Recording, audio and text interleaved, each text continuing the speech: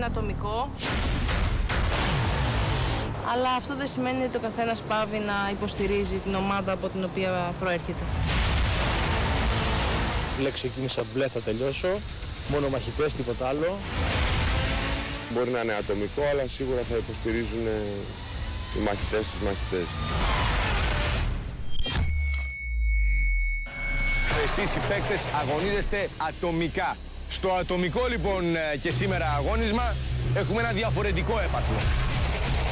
Έχει έρθει